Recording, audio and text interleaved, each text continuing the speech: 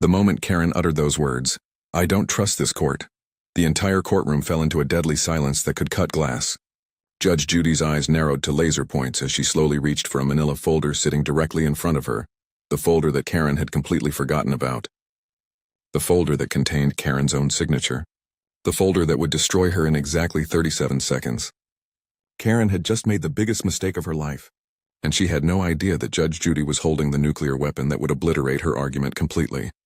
Before we dive into this incredible case, tell me in the comments where you're watching from. I love seeing where my viewers are around the world. And don't forget to hit that subscribe button so you never miss more unbelievable cases like this one. Now sit back, relax, and enjoy the video. What happened next would become the most savage courtroom takedown in television history, a moment so brutal and so perfectly executed that it would be replayed millions of times across every social media platform. Karen thought she was clever.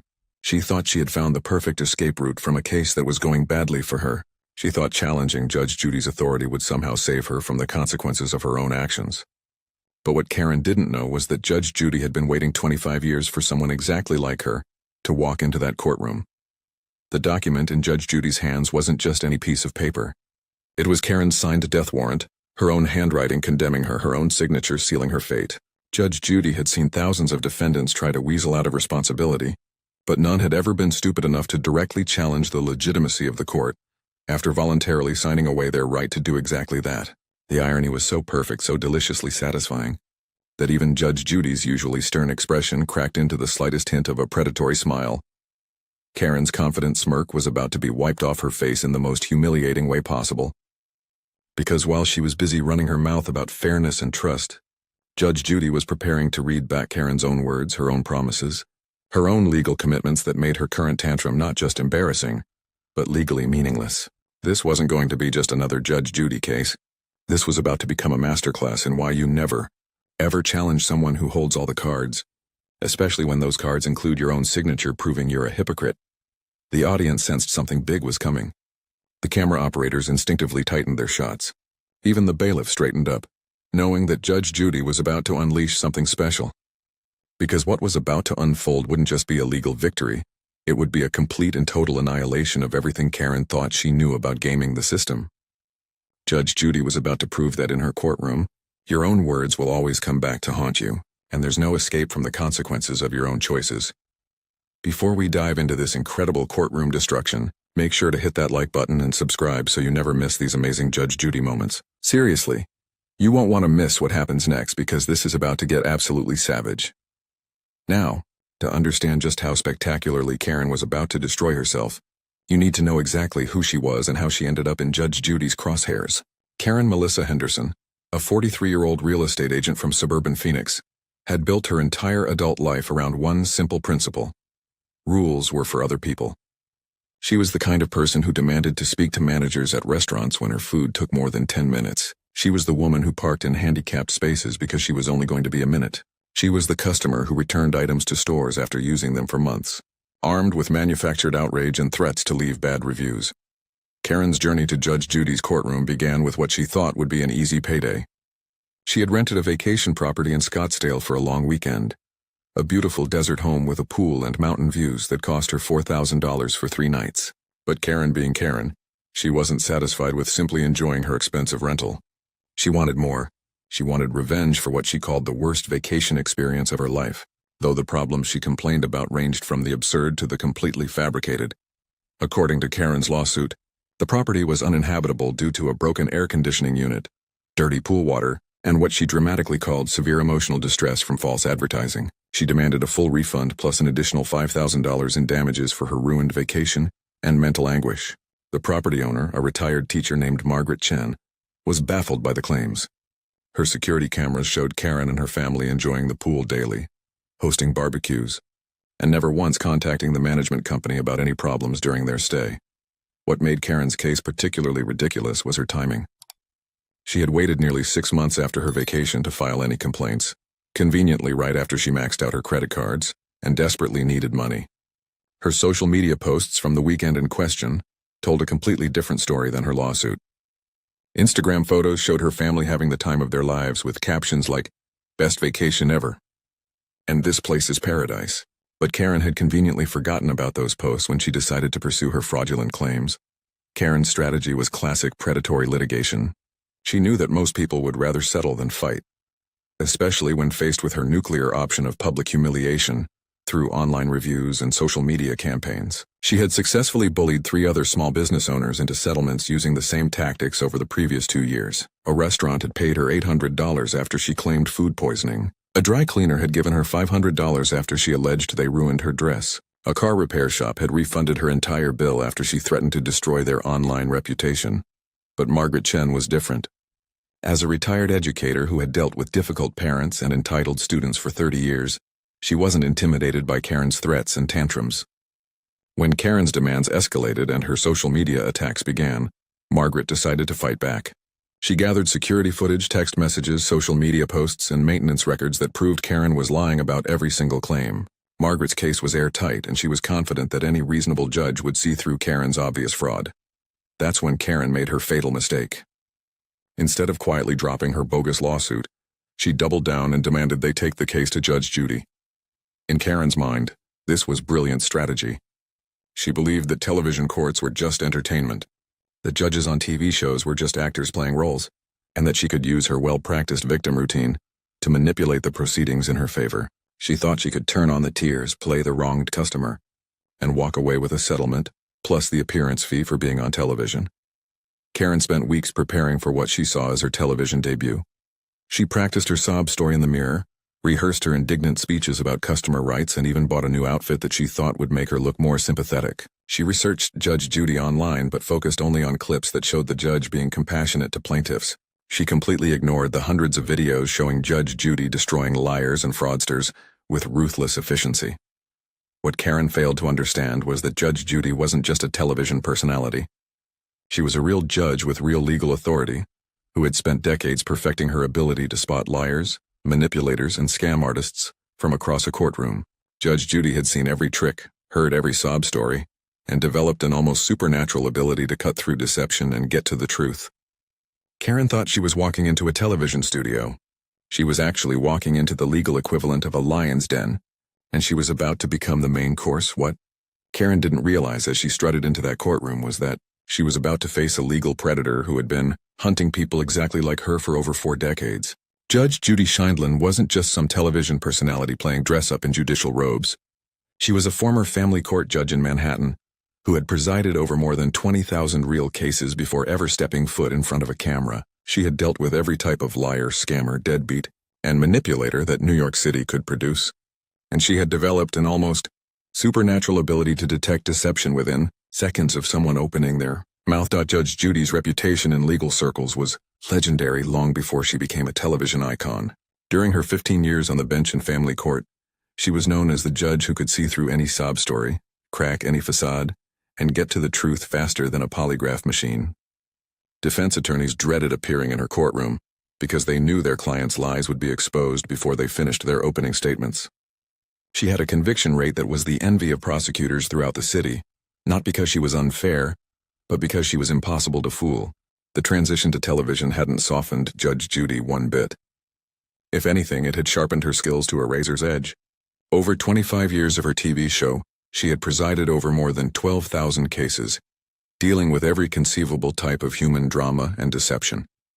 She had seen landlords trying to steal deposits, employers cheating workers, family members suing each other over petty disputes, and countless fraudsters like Karen trying to game the system for easy money.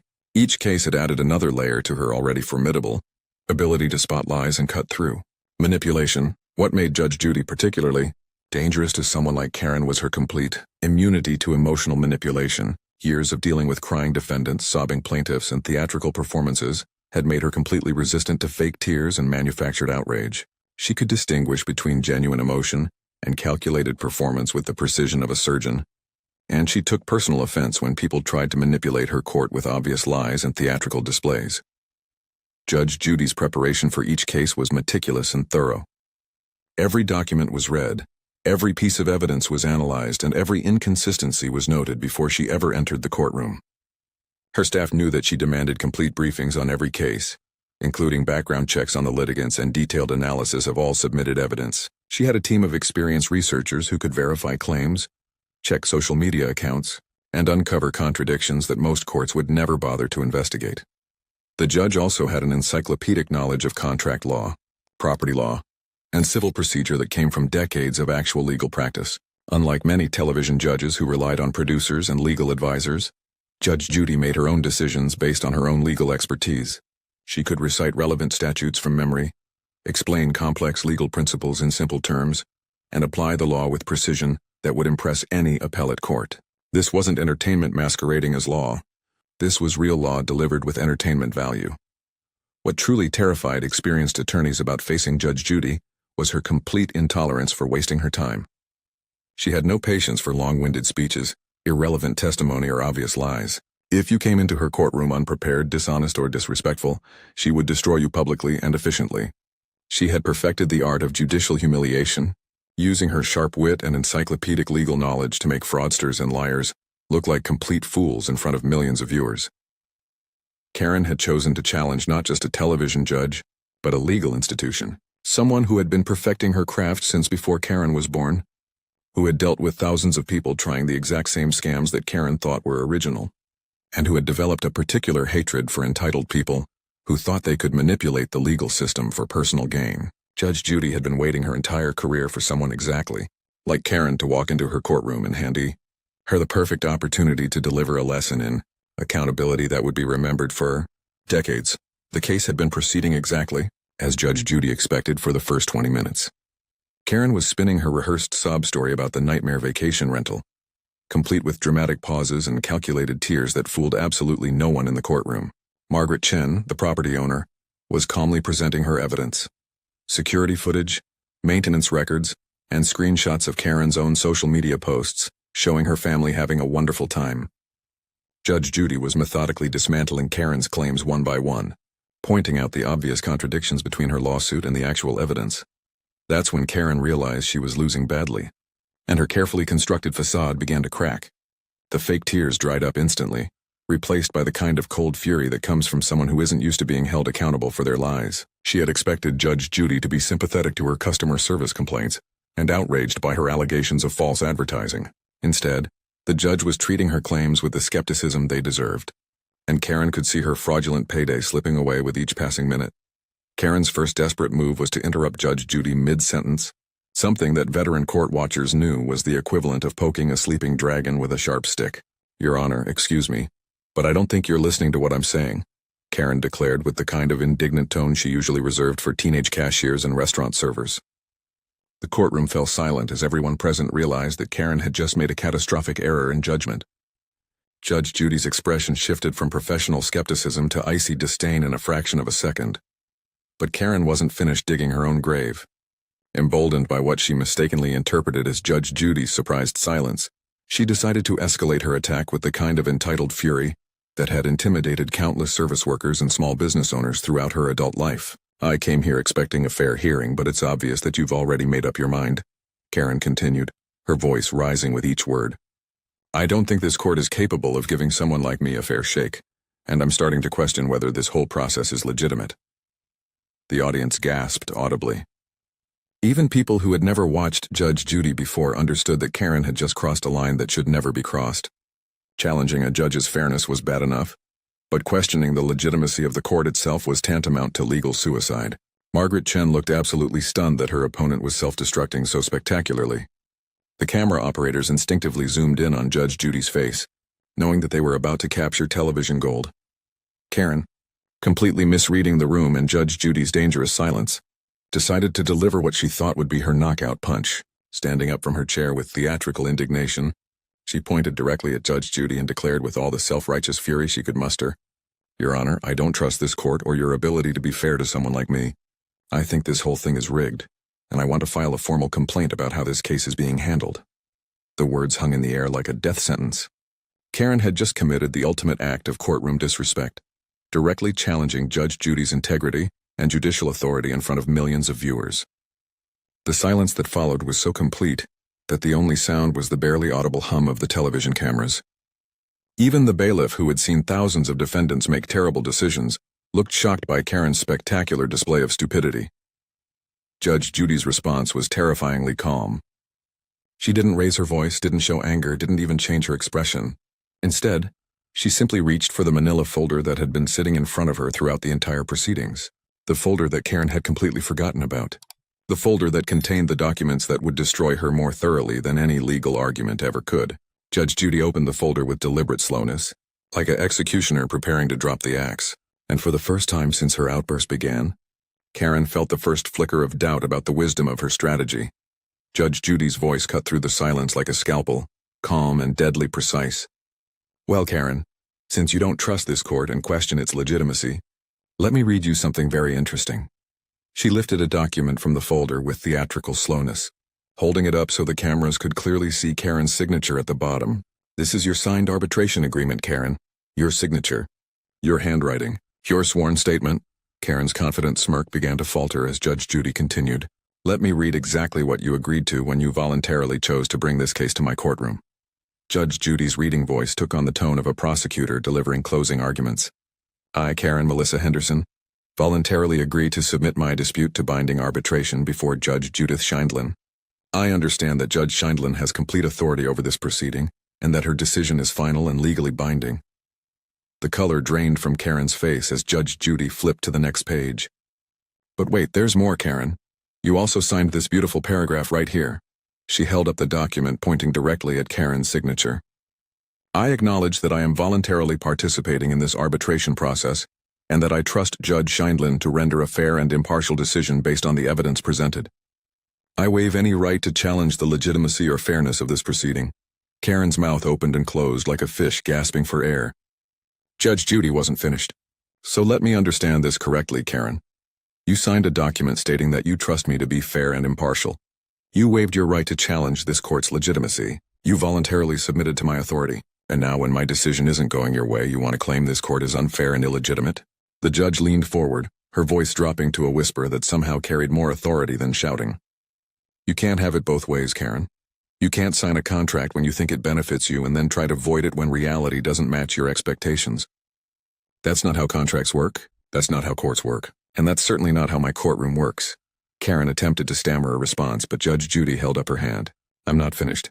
Your case is dismissed with prejudice. You owe the defendant her appearance fee, and you owe this court an apology for wasting everyone's time with your fraudulent claims and theatrical tantrum.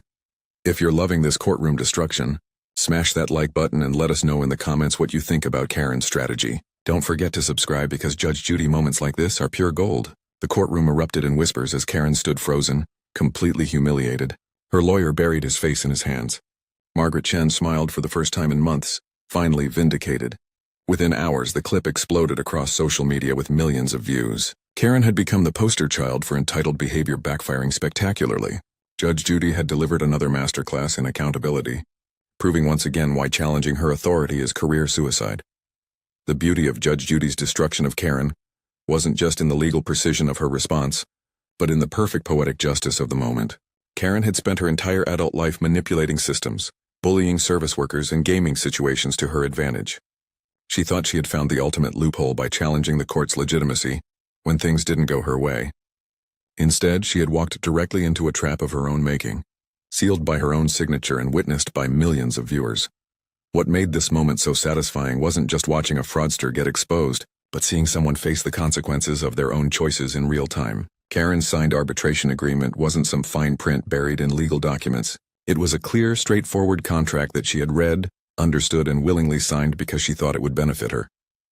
The moment it became inconvenient, she tried to pretend it didn't exist. Judge Judy's response demonstrated why she has remained a legal and cultural icon for decades. She didn't need to raise her voice, insult Karen personally, or resort to theatrics. She simply used the law, Karen's own words and basic logic, to expose the fundamental dishonesty of trying to escape accountability through manufactured outrage. It was a masterclass in how preparation, knowledge, and integrity will always triumph over entitlement and deception. This case became a viral sensation because it represented something people see every day but rarely see consequences for. The entitled customer demanding special treatment, the person who thinks rules don't apply to them, the individual who tries to manipulate their way out of responsibility. Judge Judy gave millions of viewers the satisfaction of watching that behavior backfire spectacularly. Karen learned the hard way that contracts have meaning, that courts have authority, and that trying to game the system usually results in the system gaming you right back. Her attempt to intimidate Judge Judy not only failed completely, but created a permanent record of her dishonesty that will follow her forever. If you enjoyed this incredible courtroom showdown, make sure to like this video and subscribe to never miss these amazing Judge Judy moments. What did you think about Karen's strategy of challenging the court after signing a contract? Let us know in the comments below. Hit that notification bell so you're the first to know when we drop our next explosive courtroom story. This story proves that in Judge Judy's courtroom, your signature means everything, and trying to escape consequences through manufactured outrage will only make your humiliation more complete. Judge Judy didn't just defeat Karen that day. She showed the entire world what real accountability looks like when entitlement meets the law. The courtroom fell into one of those rare electric silences, the kind that settles over a room when everyone senses they're about to witness something unforgettable. At the center of it all sat Judge Judy Schindlin, perched at her elevated bench like a hawk surveying its territory, her black robe pressed to perfection, her eyes sharp and calculating behind her signature glasses. This wasn't just any hearing. This was about to become a masterclass in what happens when entitlement collides headfirst with accountability, and the collision would be spectacular.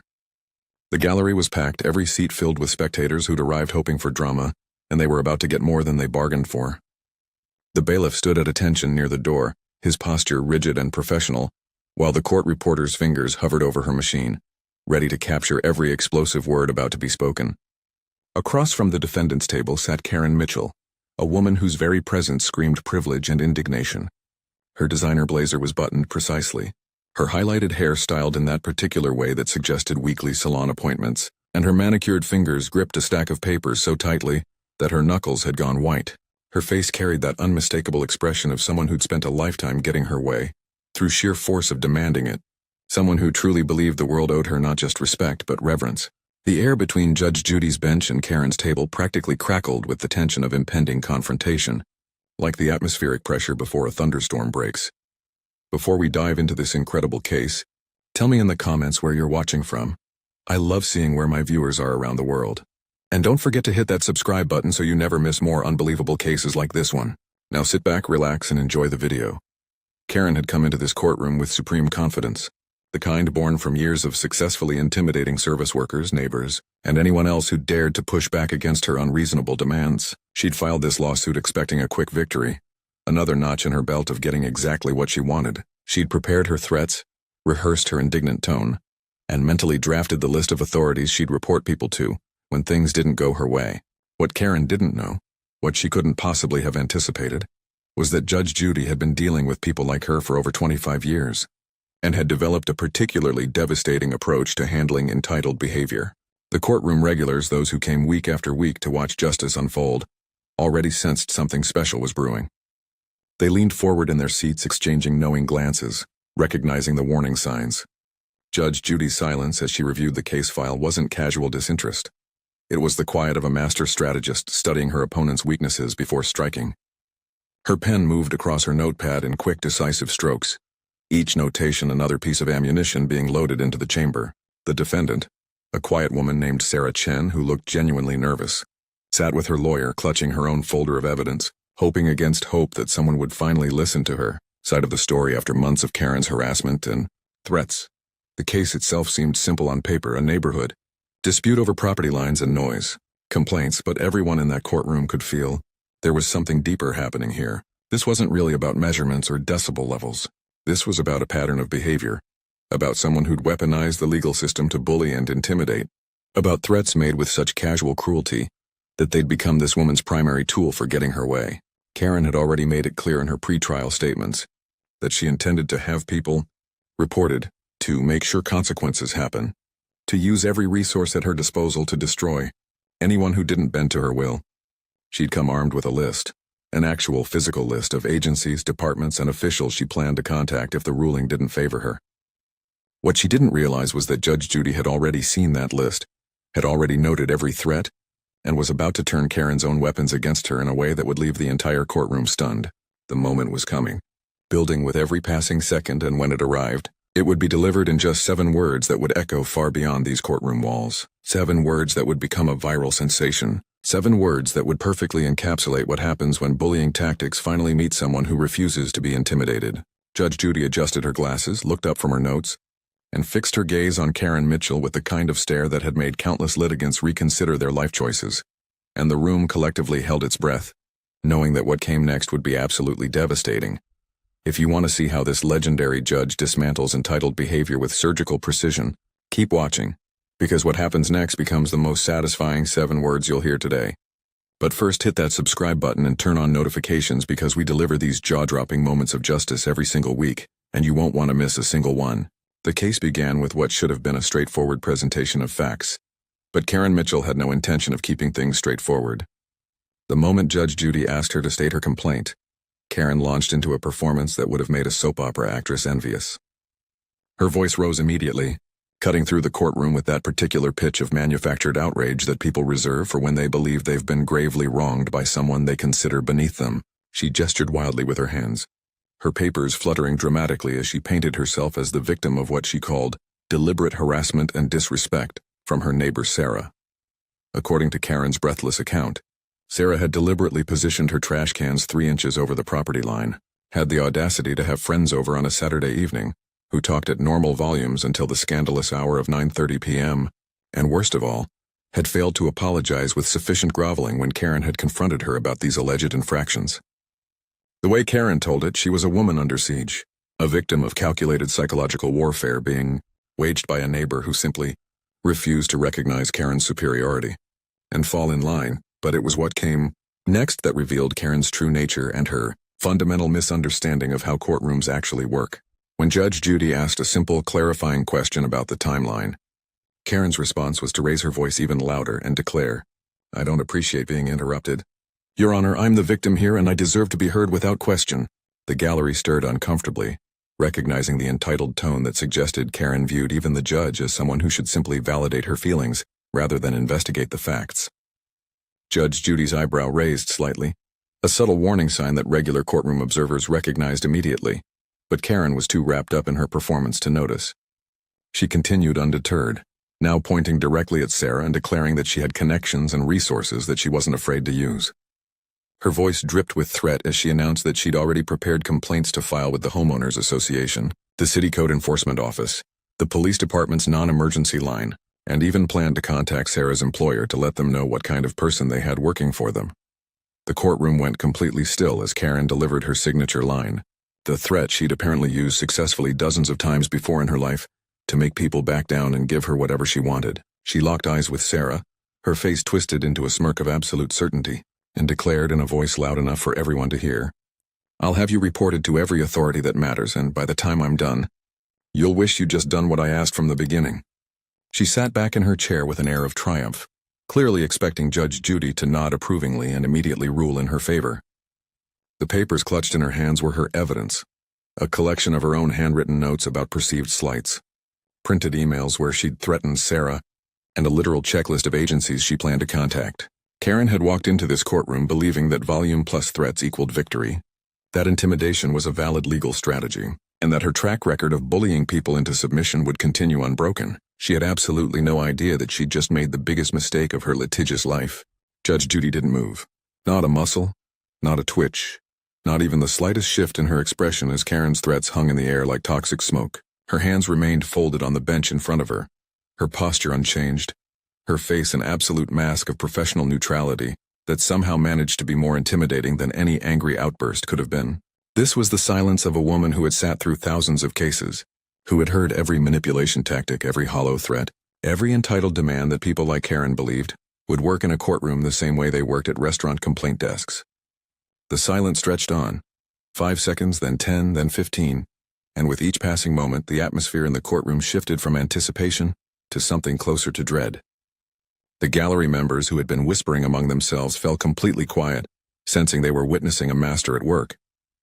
The court reporter's fingers had stopped moving entirely, hovering above her machine as she too became transfixed by the building tension. Even the bailiff, who prided himself on maintaining professional detachment, couldn't help but lean forward slightly, knowing from experience that Judge Judy's silences were often more devastating than her words. Karen, however, completely misread the moment. In her world, silence meant agreement, meant that her threats had landed with the intended impact, meant that she'd successfully established dominance. A small smile played at the corners of her mouth as she glanced over at Sarah, With a look of pure vindication, as if to say, "See, I told you I'd win." She actually relaxed in her chair, her grip on her papers loosening, her shoulders dropping as the tension left her body. She'd done it again, used the magic formula of outrage plus threats to get exactly what she wanted. She began to organize her papers, clearly preparing for what she assumed would be Judge Judy's announcement of judgment in her favor. Perhaps already mentally composing the gloating speech she delivered to Sarah after the hearing, she even had the audacity to check her phone briefly, as if the outcome was so certain that the actual legal proceedings had become boring to her. The courtroom observers watched this display with a mixture of fascination and second-hand embarrassment, the way you might watch someone walk confidently toward a door that's actually a mirror. Judge Judy finally moved, but it was with such deliberate slowness that it commanded absolute attention. She reached for her glasses, removed them with methodical precision, and placed them on the bench with a soft click that somehow echoed through the silent courtroom like a gunshot. She leaned forward, her elbows resting on the bench, her fingers steepled in front of her face, and fixed Karen with a stare that could have frozen boiling water. The temperature in the room seemed to drop 10 degrees. Karen's smile faltered, confusion flickering across her face as she finally began to realize that perhaps this wasn't going the way she'd assumed. Judge Judy's voice when she finally spoke was quiet, controlled, and absolutely lethal in its calmness. "Are you finished?"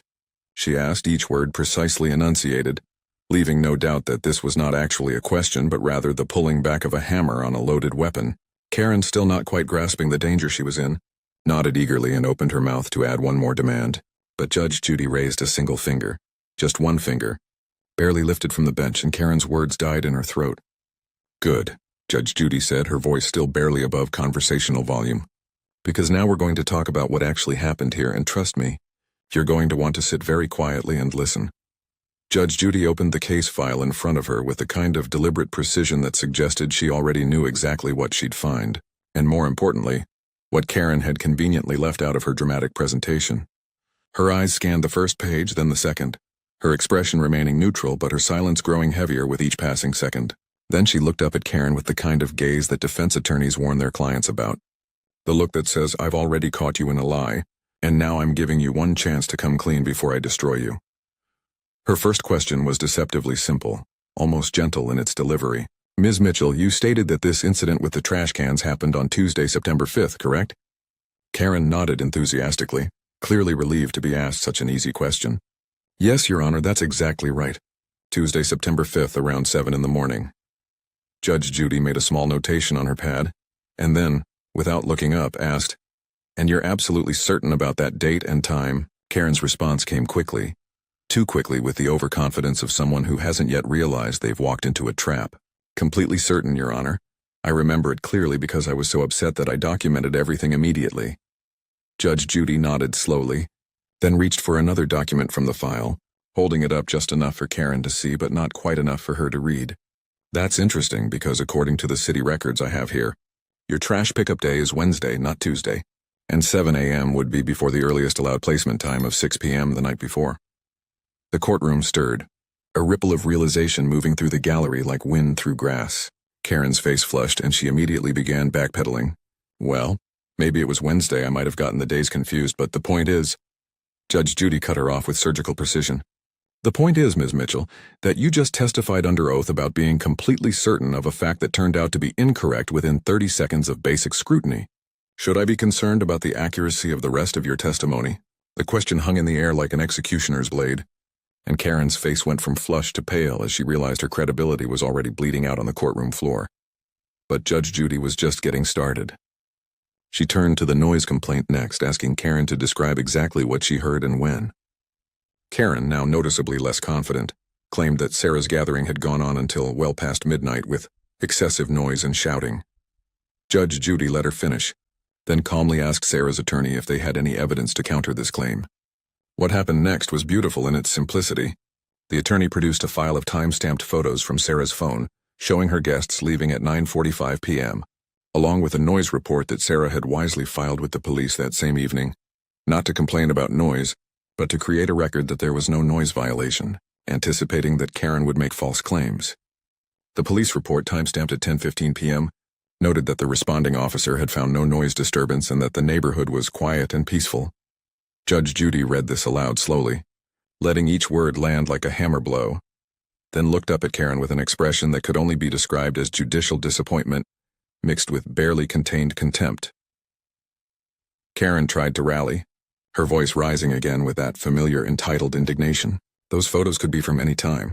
And that police report the officer obviously didn't do their job properly.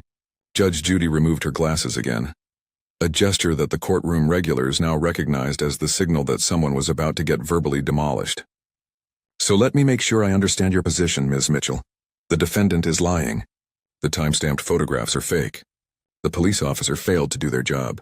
Everyone is wrong except you. Is that your testimony? The sarcasm was so thick you could have cut it with a knife. And Karen, finally recognizing she was drowning, made the fatal mistake that people like her always make when cornered. She escalated.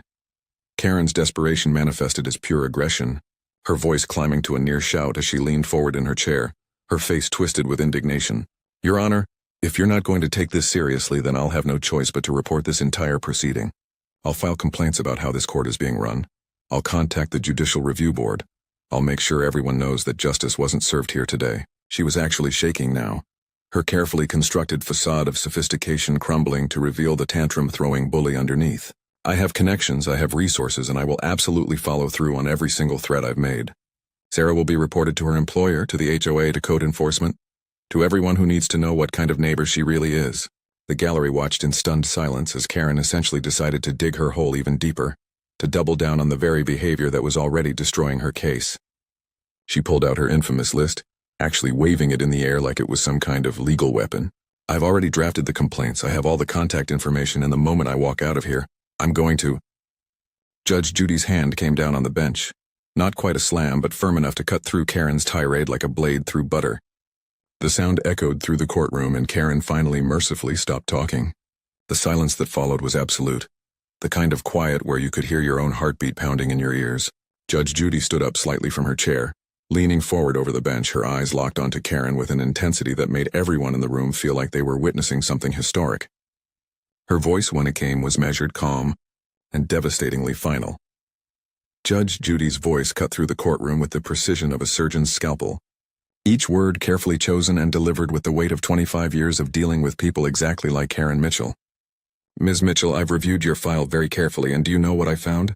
This is the 4th lawsuit you've filed in the past 3 years. The first one was dismissed. The second one you lost. The third one settled because the defendant couldn't afford to keep fighting you, even though your claims were baseless. She paused, letting that information sink in, watching as Karen's face cycled through emotions, confusion, anger, fear, and finally, the dawning horror of someone who realizes they've been caught. You don't use the legal system to resolve disputes, Ms. Mitchell. You use it as a weapon to bully people into submission. You file frivolous lawsuits, you make threats about reporting people to various authorities, and you hope that eventually your targets will just give up and give you whatever you want to make you go away. The courtroom was completely silent now, every person leaning forward sensing that something monumental was coming. Judge Judy picked up Karen's list, the one she'd been waving around moments earlier, and held it up for the entire courtroom to see.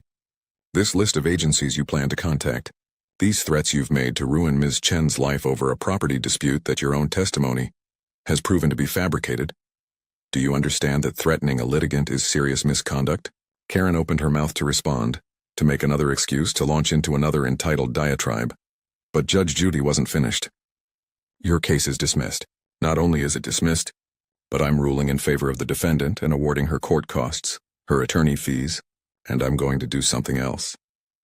She leaned forward even further, her eyes boring into Karen with an intensity that made the woman visibly shrink in her chair. I'm going to make sure this ruling is filed in such a way that the next time you try to file a frivolous lawsuit to bully someone, the judge will see your pattern of behavior. Karen's face went from pale to flushed, and she made one last desperate attempt to regain control. She stood up abruptly, her chair scraping loudly against the floor, and pointed her finger at Judge Judy with shocking audacity. This is outrageous. I'm going to appeal this. I'm going to report you. I'm going to file complaints with every oversight board. I'm going to contact the media. I'm going to make sure everyone knows about this miscarriage of justice. I'll have everyone involved in this case reported, and... Her voice was rising to a crescendo, her face contorted with rage and disbelief that someone had finally stood up to her tactics. Judge Judy didn't raise her voice. She didn't need to. She simply looked at Karen with an expression of absolute finality. Let the silence stretch for one perfect beat. and then delivered 7 words that would echo far beyond that courtroom. 7 words that perfectly captured the moment when entitlement finally met accountability. 7 words that would be replayed millions of times across social media. Add that to your list of losses. The courtroom exploded. The gallery erupted in gasps. A few people actually applauded before the bailiff restored order, and Sarah Chen's face transformed from anxiety to pure relief as tears began streaming down her cheeks. Karen stood frozen, her mouth opening and closing like a fish out of water, completely unable to process what had just happened. For perhaps the first time in her adult life, her threats had not only failed but had been turned into the very instrument of her defeat. Judge Judy sat back down, picked up her gavel and brought it down with a decisive crack. "We're done here. Bailiff, please escort Ms. Mitchell out." Karen was still sputtering protests as she was led toward the exit, her list of threats clutched uselessly in her trembling hand, her designer blazer somehow looking less impressive now, her entire demeanor that of someone whose worldview had just been shattered by 7 perfect words. That line right there is why Judge Judy became a legend. And if you want to see more moments where entitled behavior gets shut down with perfect precision, hit that like button right now and drop a comment telling us your favorite Judge Judy moment. Stay with us because we're about to break down exactly why this 7-word destruction resonated with millions of people who've dealt with Karens in their own lives. This moment became viral because it captured something universal: the satisfaction of watching a bully finally face consequences. Karen had spent years weaponizing complaints and threats, intimidating people into submission, but Judge Judy proved that accountability still exists. The lesson is simple. Respect isn't demanded through threats, it's earned through character.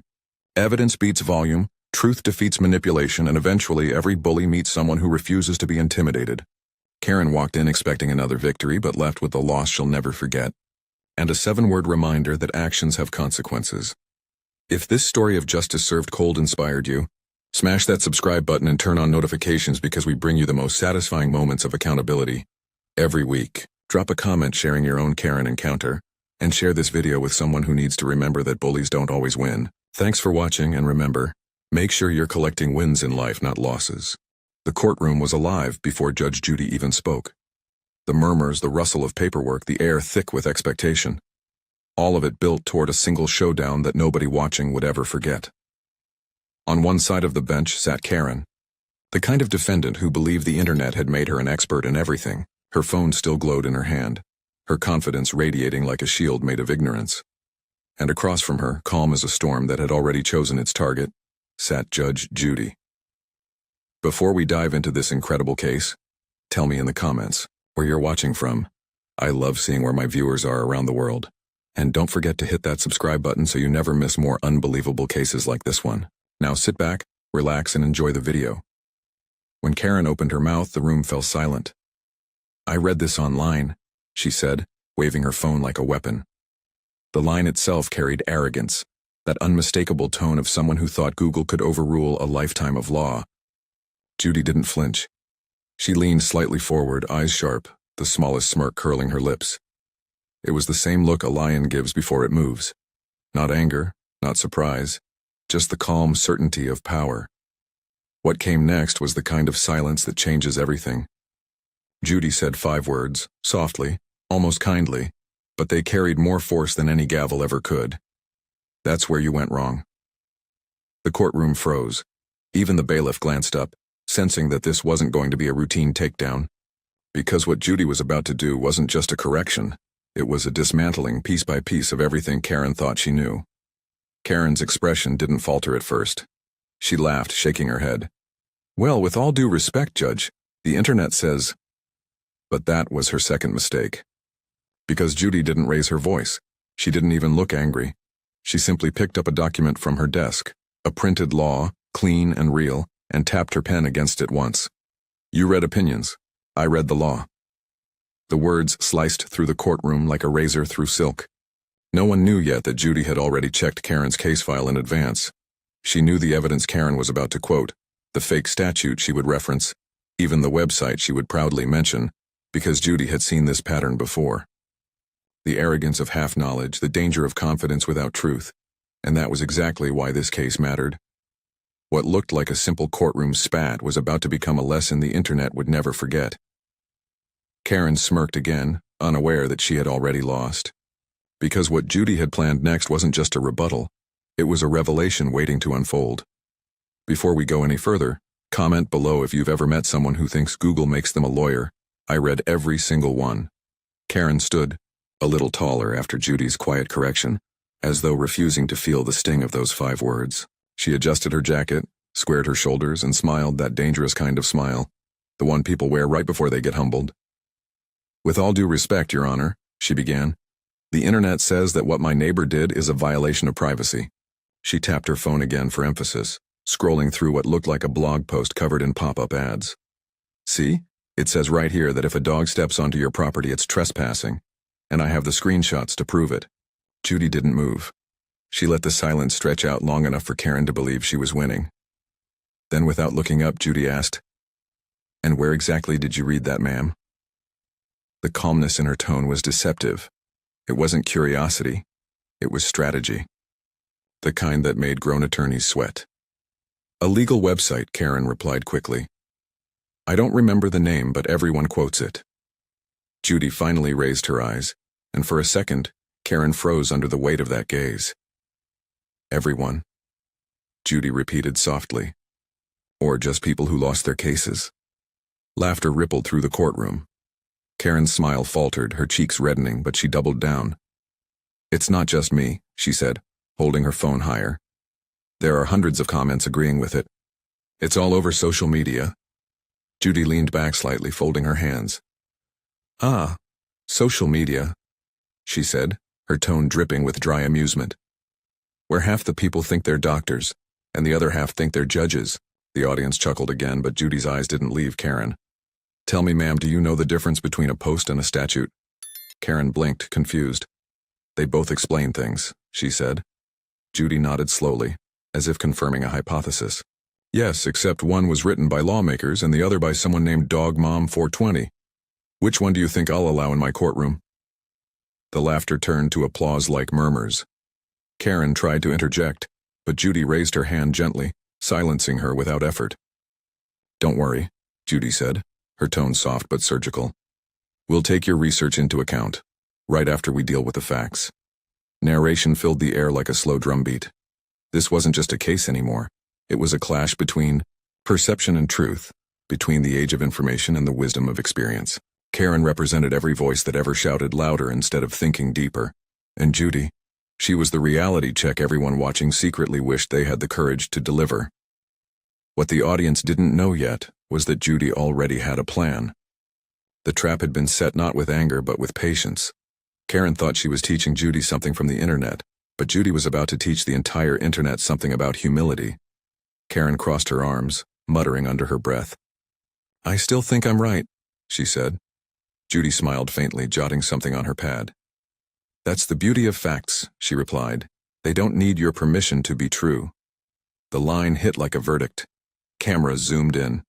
The energy in the room shifted. You could feel it, the moment arrogance met its mirror. The storm hadn't begun yet, but everyone could sense the lightning gathering in Judy's calm. The courtroom atmosphere changed from amusement to anticipation. Karen's once confident tone now carried a nervous edge, but she kept talking, mistaking noise for control. You can't just ignore what the internet says, she argued, her voice trembling slightly. It's public knowledge, and people rely on it.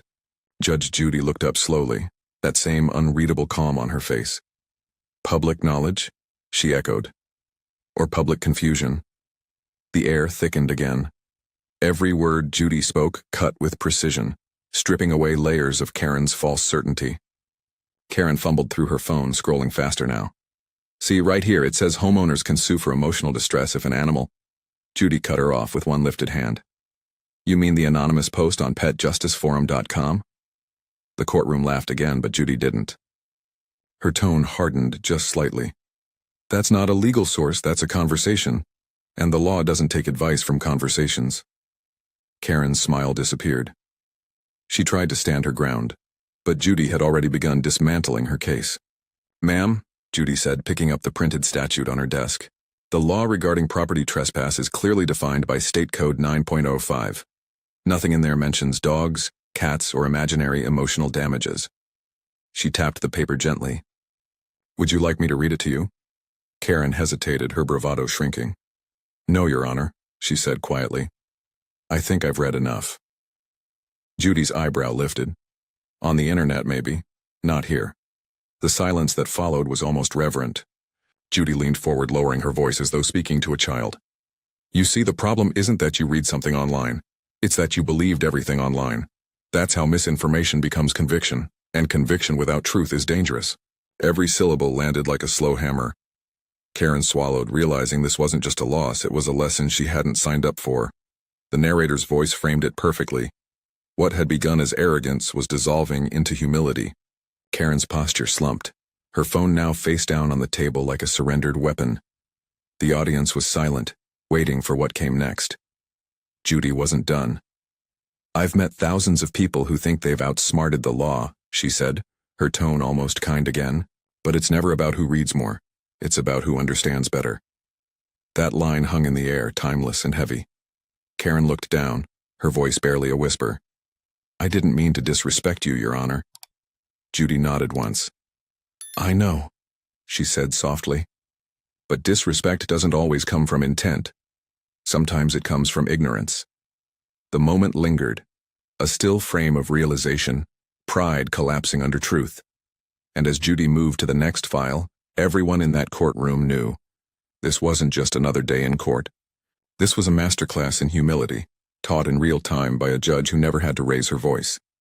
By the time the laughter had faded, Karen's confidence had already started to crumble. The internet had always been her safety net, her invisible army of validation. But here, under the cold precision of Judge Judy's scrutiny, it had turned into quicksand. Every word she had spoken dug her deeper. Still, she wasn't ready to give up. Pride, after all, dies slower than truth. She straightened her back, forcing a brittle smile. Your Honor, with all due respect, she said again. I know what I'm talking about. I've read dozens of cases just like this one. Judy's pen stopped mid-note. She lifted her gaze, calm but sharp enough to cut through air. Dozens of cases, she repeated. And how many of those did you actually win, Ms. Karen? The courtroom rippled with laughter, but Judy didn't smile. You see, that's the trouble with I read it online. It creates experts who've never left their couch. Karen flushed red, but she tried one last push. You don't understand, she snapped, waving her phone like a badge of honor. The people who wrote this are professionals. They have blogs and followers. Judy leaned back in her chair, crossing her arms. And I have degrees, ma'am. The difference is I earned mine. The silence that followed was deafening. You could almost hear the hum of the fluorescent lights overhead. Narration picked up, slow and steady, threading emotion through the tension. The balance had shifted completely now. What began as a contest of voices had become a lesson in respect. The courtroom wasn't laughing anymore. They were watching, captivated, almost reverent, as Judy dismantled Karen's ego piece by piece, without cruelty, without shouting, just the weight of reality pressing down on false confidence. Judy continued, her tone calm but firm. Tell me something, Ms. Karen, she said. When you go to a doctor and they tell you what's wrong, do you argue because an article online said something different? Karen hesitated, caught between pride and reason. No, Your Honor. Then why do you think the law works differently? Judy asked. Why do you think opinions can override facts? The question wasn't rhetorical, it was surgical. Karen blinked, unable to answer. Because it's easier to believe what feels good, Judy answered for her. And that's the most dangerous law of all. The narrator's voice described the room's energy like electricity building in still air. The audience wasn't breathing. Judy wasn't scolding Karen anymore, she was teaching her. And in doing so, she was teaching everyone watching. You're not the first person to bring me something printed off the internet, Judy said, flipping the case file open. But you might be the last who thought it could win. She turned the page deliberately. Let's go over the actual law, shall we? Karen's face paled. Wait, she began, but Judy was already reading aloud from the state code, her voice steady, precise, like an engine humming in rhythm. Section 905, trespass to property requires intent and measurable damage. She looked up. Did the dog intend to destroy your property, Miss Karen? Karen blinked rapidly. It barked, she whispered. I see, Judy replied, deadpan. Then perhaps the emotional distress is yours alone. The crowd chuckled softly and Judy's lips twitched into the faintest smile. The internet may have told you the law cares about feelings, she said, but the law cares about facts. That was the breaking point. Karen's defenses collapsed, replaced with something else, confusion, maybe regret, maybe both. So what you're saying is I don't have a case, she muttered. That's what the facts are saying, Judy replied. I'm just giving them a voice. Narration deepened here, reflective and heavy with irony. Karen had walked in believing she was armed with knowledge. But what she carried was misinformation dressed in confidence. She thought she was fighting for justice, but she had only been arguing with reality, and reality never loses. Still, Judy wasn't finished. She picked up her pen again, twirling it between her fingers before speaking. "You know," she said softly, "I don't blame you. The internet is a wonderful thing when used with wisdom. But wisdom doesn't come from scrolling, it comes from learning. The moment you confuse the two, you lose both." Karen exhaled shakily, her arrogance fading into silence. "I didn't mean to waste your time," she said at last. Judy's eyes softened slightly. "You didn't waste my time," she said. "You reminded everyone here why we still need judges." A few audience members smiled, nodding quietly. Judy tapped her papers once more, her tone final. "Now let's proceed with the real evidence." The courtroom came alive again, the quiet hum of tension giving way to whispers and exchanged looks. But something had changed. It wasn't about embarrassment anymore, it was about awakening.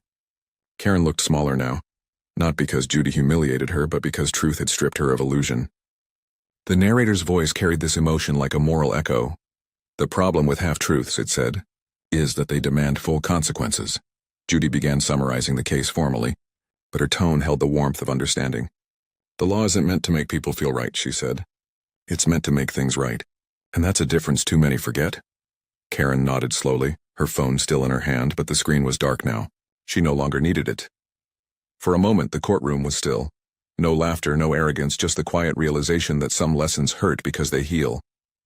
Judy glanced up one final time before closing the file.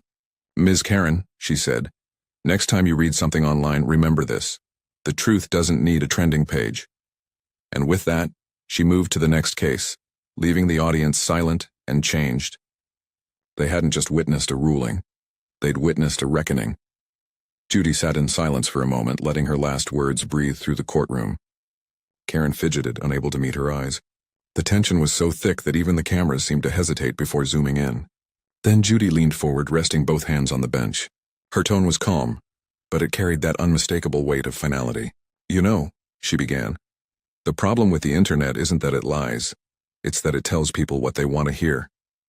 The line landed like thunder in the still room. "And you, Ms. Karen, are living proof." Karen's mouth opened, but no words came out. The color had drained from her face. "That's not fair," she started, but Judy cut her off.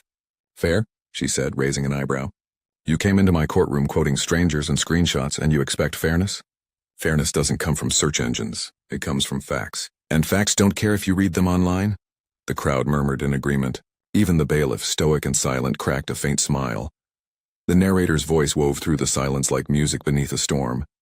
This was the breaking point, the moment where Karen's illusion met Judy's discipline. Every great confrontation has its turning blade, and this was it.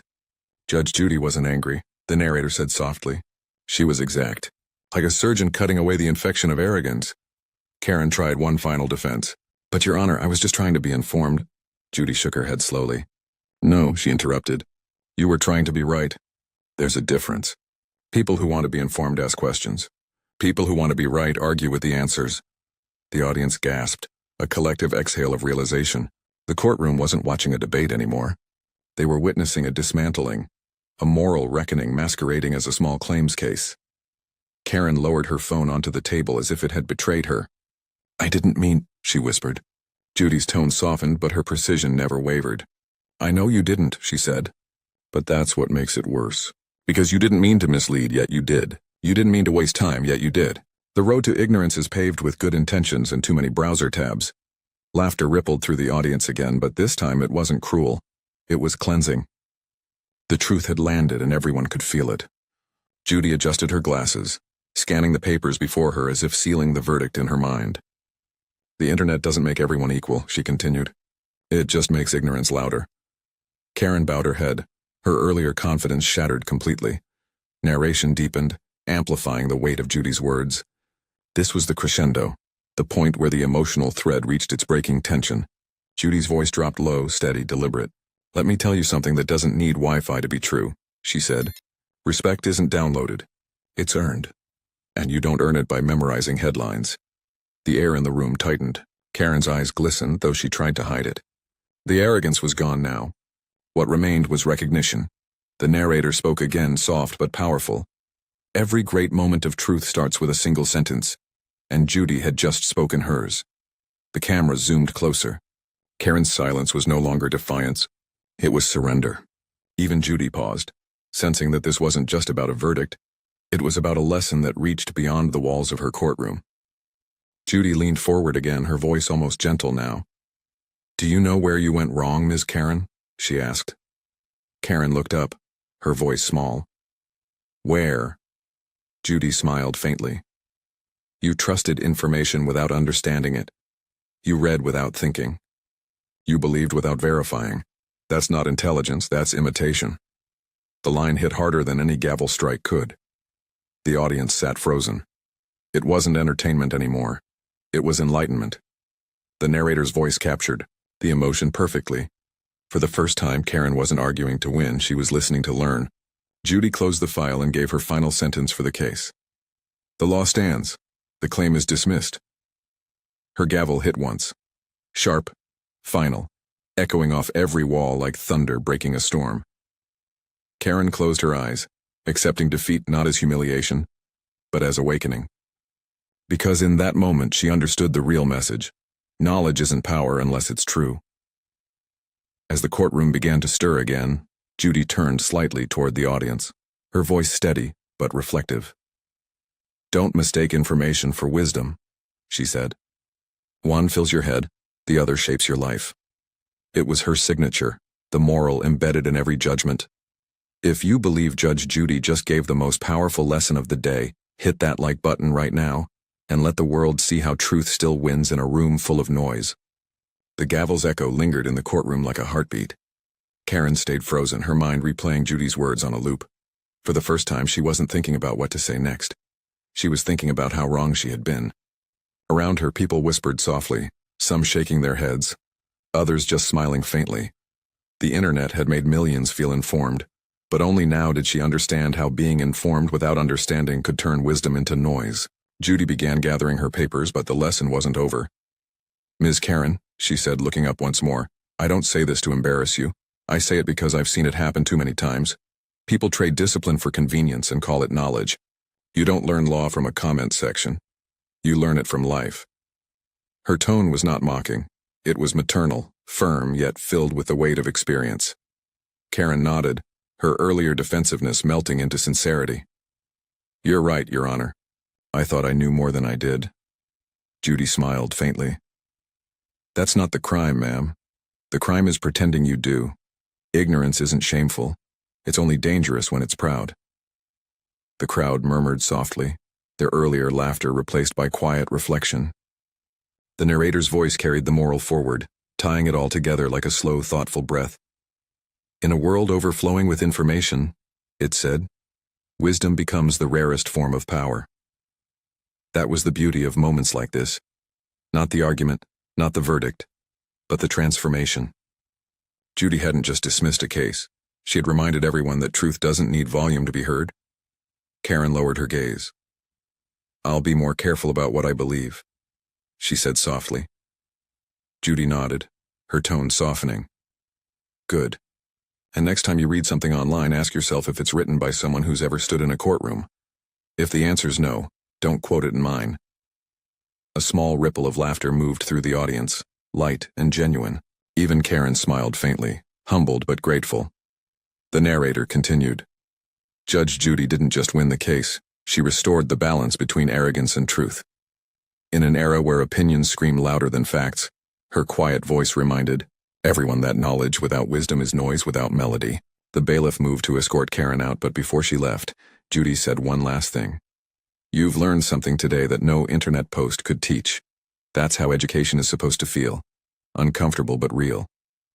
Karen turned back briefly, her expression softer now, the anger gone. "Thank you, Your Honor," she said, almost whispering.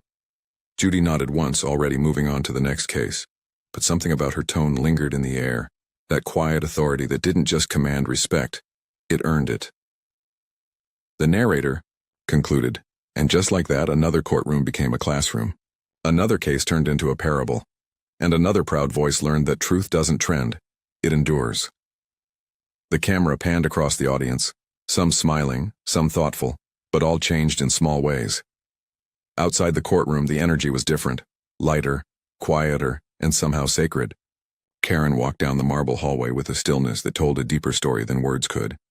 Her phone, once her shield, now rested in her purse, forgotten. What she carried instead was something no website could give her: perspective. The same walls that had echoed her arguments now seemed to whisper the truth she'd finally learned. Knowledge without humility is just noise. The narrator's voice returned, gentle and reflective. Karen came into the courtroom certain she knew everything. But what she discovered was far greater than a legal ruling. She discovered herself, because sometimes the loudest lesson is the one taught in silence. She paused at the courthouse doors, sunlight breaking across her face, her eyes soft with recognition. What had begun as defiance ended as awakening. Inside, Judge Judy sat poised, already opening the next case, but her presence lingered far beyond her bench. She wasn't just a judge of law, she was a keeper of reason, a quiet warrior in a world drowning in noise. Her final words echoed through narration. The truth doesn't shout, it stands. And when it stands long enough, the noise eventually kneels. The camera panned outward, showing the courthouse bathed in golden light. The moral unfolded with simple, unwavering power. Arrogance may trend, but wisdom endures. Because when illusion collides with truth, only one survives. Karen turned for one last glance at the courtroom doors, her reflection faintly visible in the glass. This time, she didn't need an audience to feel right. She finally understood. Silence isn't weakness, it's understanding. If you believe truth always wins over arrogance, comment, "Truth wins" below, and subscribe for more powerful real-life stories that prove wisdom doesn't fade, it speaks, and it's still being heard.